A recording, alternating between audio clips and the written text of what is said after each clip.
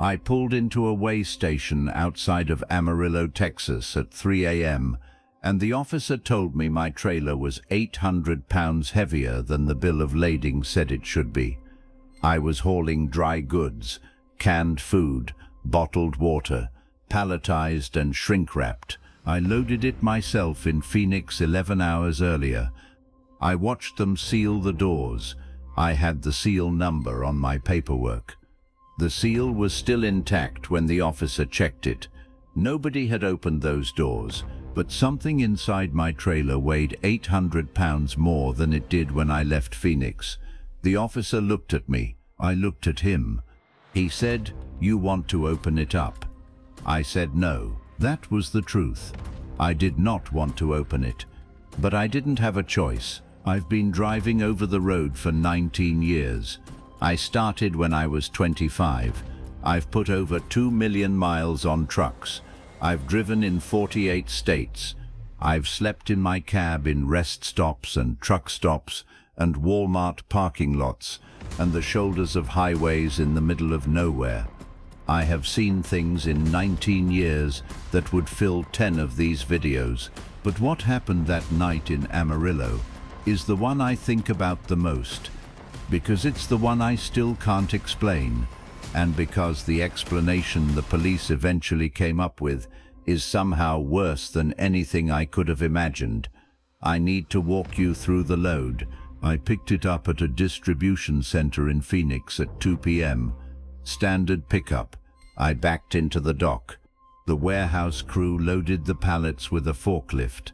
I watched them. 7 pallets total, all identical. Shrink-wrapped, clean.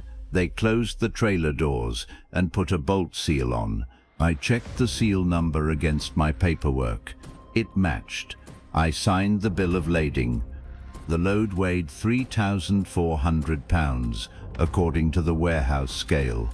I pulled out at 2:45 and headed east on I-40. Subscribe right now if you haven't. This story gets darker than you think. Drop a like too. 1 second. The drive to Amarillo is about 8 hours. I stopped once for fuel in Albuquerque around 7 p.m. I didn't open the trailer. I didn't leave the truck for more than 10 minutes. I fueled up and got back on the road. I drove straight through to the way station outside Amarillo. When I rolled across the scale, the officer flagged me. He said my gross weight was 3,200 pounds. My bill of lading said 32,400 pounds, 800 pounds over. That's not a rounding error. That's not a calibration issue. 800 pounds is a significant discrepancy. The officer asked me if I had picked up anything else along the way. I said no. He asked if anyone else had access to the trailer. I said no. He asked me to pull around back and open the doors.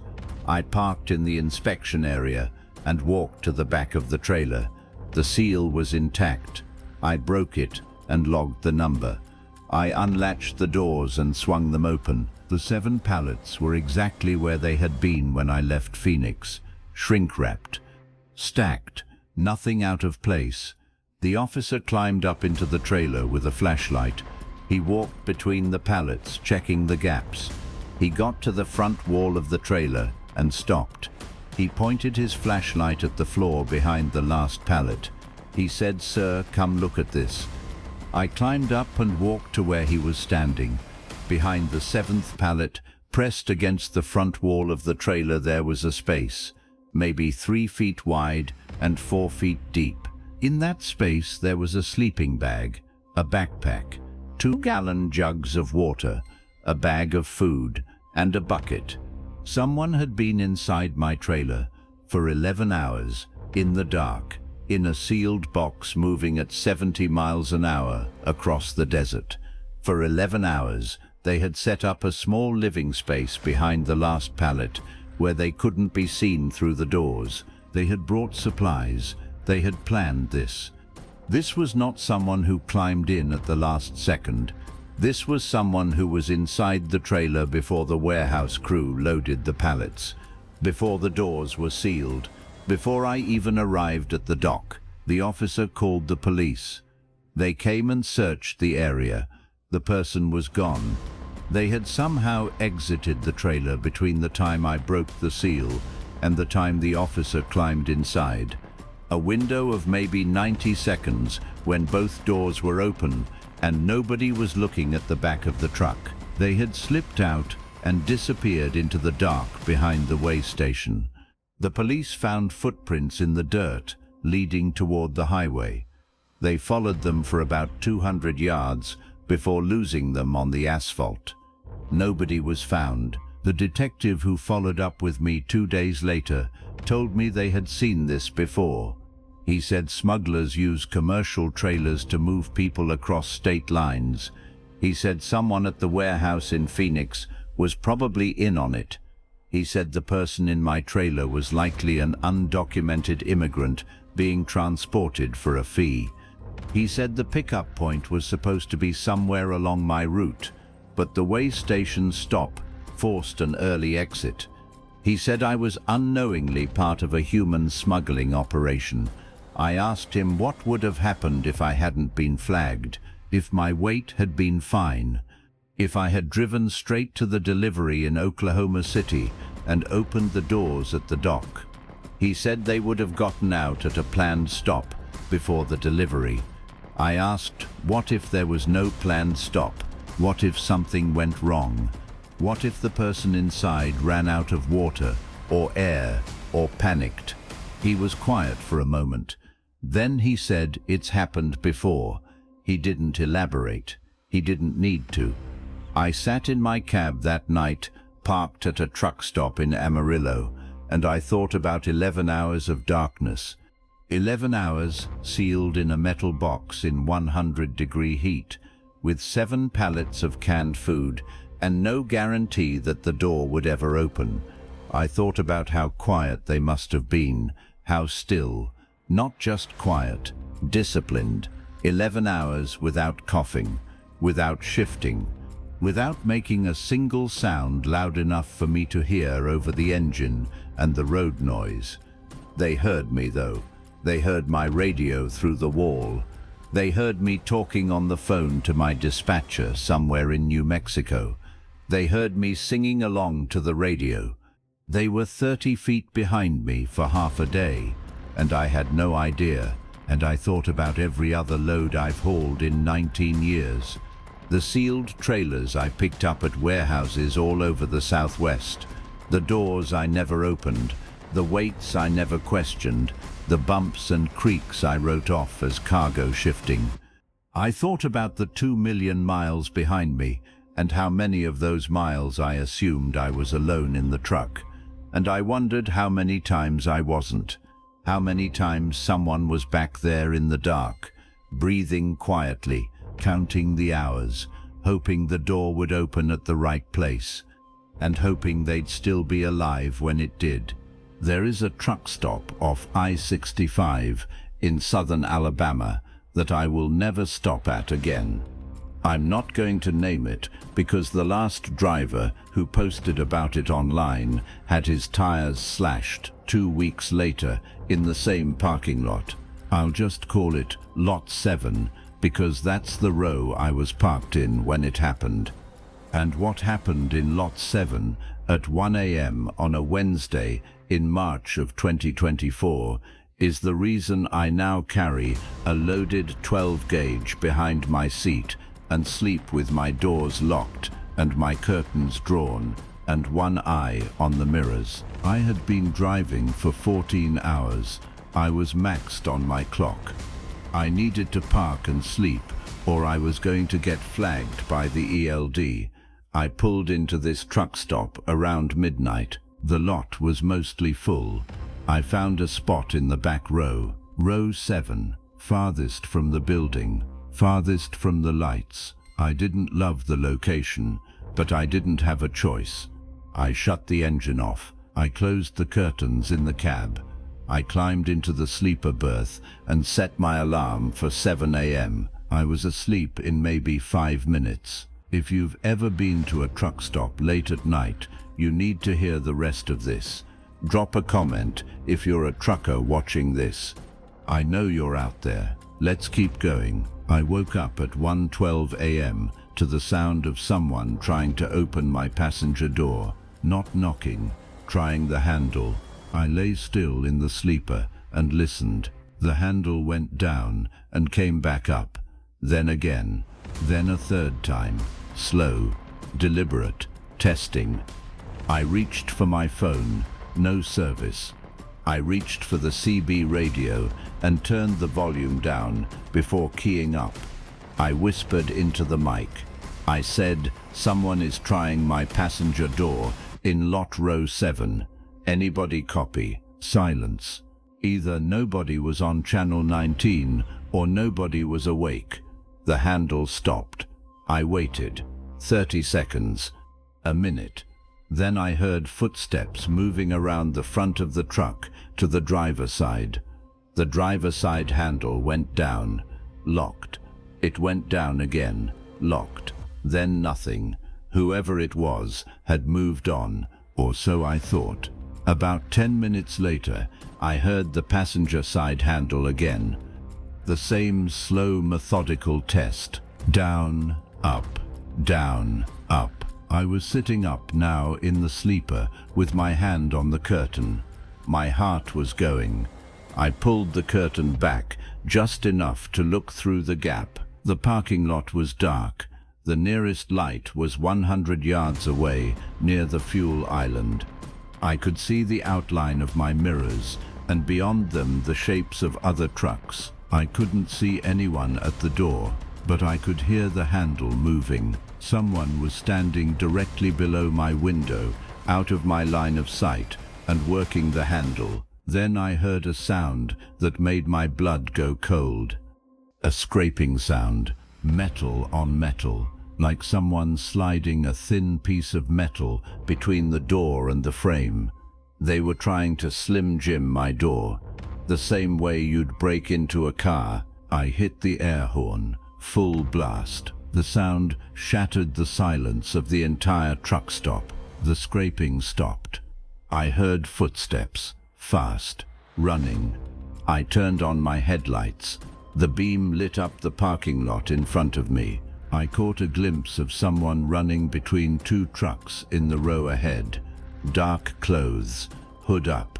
They disappeared between the trailers and I lost them. Within a minute, 2 other truckers had their lights on. Someone keyed up on the CB, asking what was going on. I told them someone had been trying to get into my truck. The guy 3 spots down said the same thing had happened to him 20 minutes earlier. He said he had pretended to be asleep and the person eventually moved on.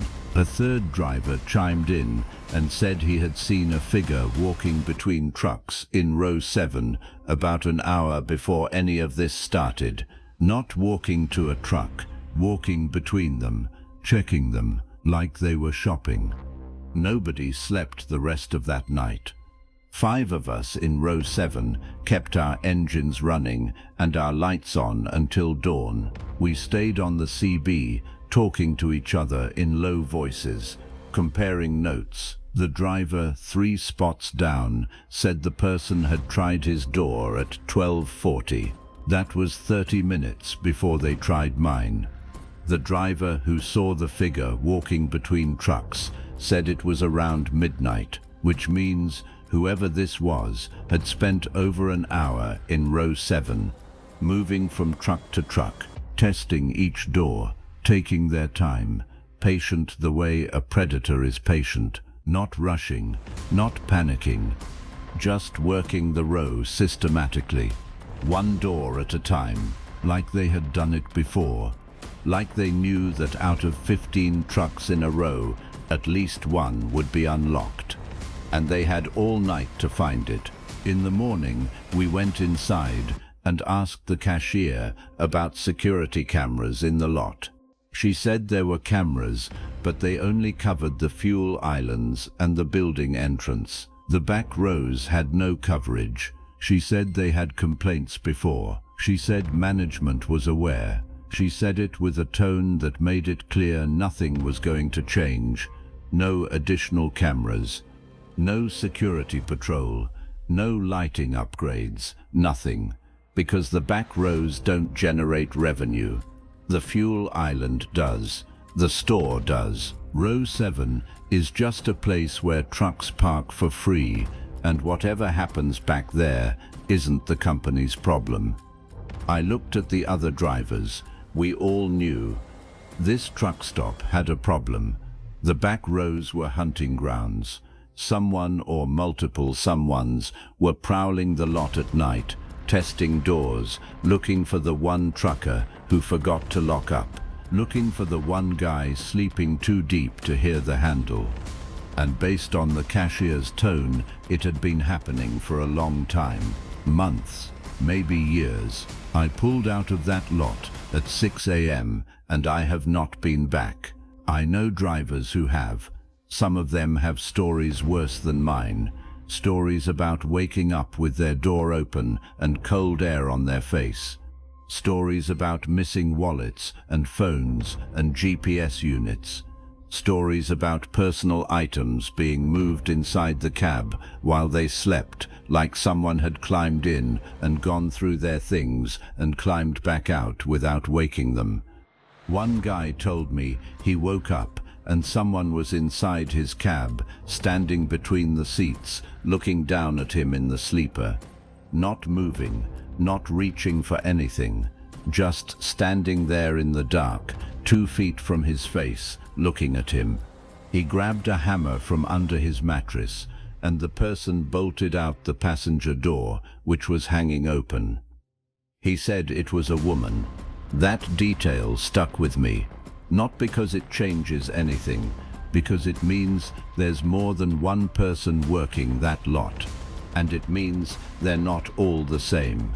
Different people, different methods, same rows, same hours, same unlocked doors. I carry the shotgun now. I didn't before Lot 7. I do now. And every night when I park and close my curtains and try to sleep, I listen for that handle. Slow, methodical, patient, down, up, down, up. And I wonder how many doors they tried before mine. And I wonder whose door finally opened. I've been a trucker for 27 years, and I have never once opened a sealed trailer before delivery. That's the rule. You pick it up sealed, you deliver it sealed. What's inside is not your business. Your job is to move it from point A to point B and not ask questions. I followed that rule for 27 years. Then one night in November of 2023, I broke it. And I wish to God I hadn't. I was hauling a load from a private warehouse in Laredo, Texas, to a distribution center in Memphis, Tennessee. The paperwork said household goods. That's a catch-all term. Could be furniture, could be appliances, could be boxes of clothes. I didn't know, and I didn't care. The warehouse was a small independent operation, not a big chain, just a metal building off a county road with a loading dock and a guy named Miguel who handled the paperwork. I had picked up from them before, maybe 4 or 5 times over the past year. Always the same routine. Back into the dock, they load it, they seal it, I sign and go. Easy money. This particular load felt different from the start. When they sealed the doors, Miguel looked at me and said, "Drive straight through, no stops." I asked why. He said the client is paying for expedited delivery and doesn't want delays. That was unusual, but not unheard of. Some clients pay extra for speed. I said okay. I pulled out and headed north on I-35. About 2 hours into the drive, I started hearing something. A sound from the trailer, rhythmic, muffled, like thumping. Not the normal sounds a trailer makes, not cargo shifting or loose straps. This was consistent. Every few seconds, thump, thump, thump, like something hitting the inside of the trailer wall from the other side.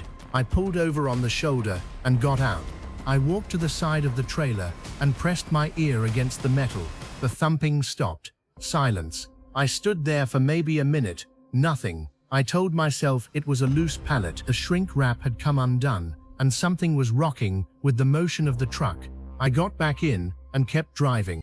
The thumping started again 10 minutes later.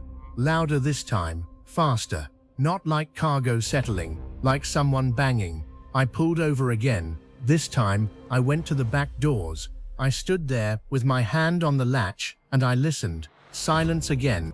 Then from the other side of the door, I heard something that stopped my heart. A voice, muffled, barely audible through the metal, but unmistakable. A human voice, saying something I couldn't make out. Then another voice, higher pitched. Then what sounded like crying. I broke the seal. I opened the doors.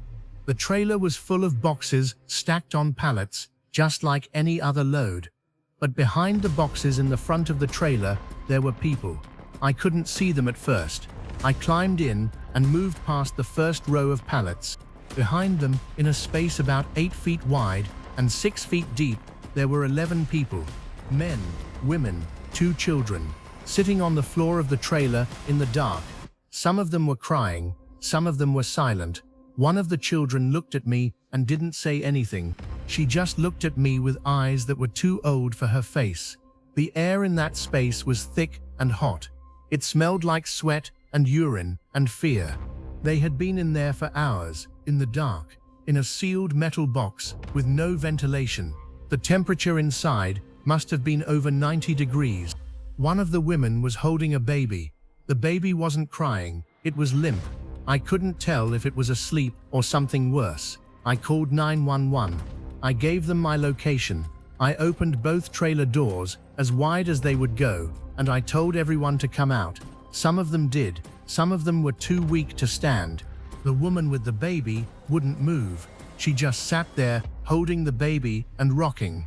The paramedics arrived before the police. They treated everyone at the scene.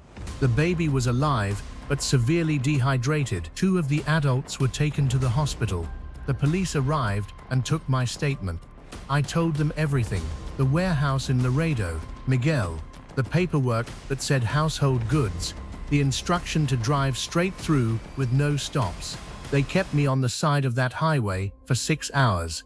I wasn't charged with anything. The detective told me I was a victim too. He said the warehouse in Laredo was a front.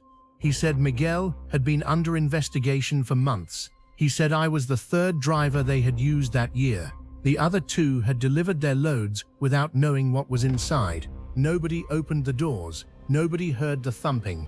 Or maybe they did, and they followed the rule. Don't open a sealed trailer. Don't ask questions. Move it from A to B and collect your check.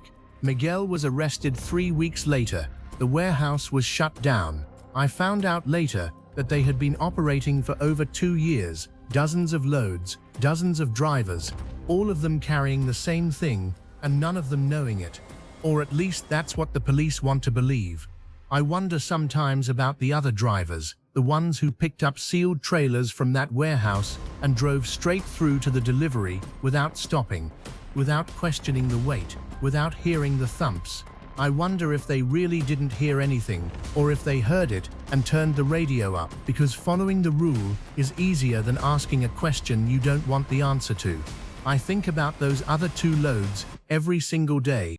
I think about sealed trailers arriving at distribution centers in Memphis and Dallas and wherever else Miguel was sending them. I think about dock workers opening those doors and finding what I found, or worse, not finding anyone alive. I think about the rule I followed for 27 years. Don't open the trailer. It's not your business. And I think about how many truckers right now tonight are driving down a highway with something in their trailer that isn't on the paperwork. Something that weighs 800 pounds more than it should. Something that thumps. Something that cries. Something that can't get out unless somebody breaks the seal and decides that the rule doesn't matter. That the paperwork doesn't matter, that the only thing that matters is the sound coming from the other side of the wall. I broke the rule once. I'll break it every time now.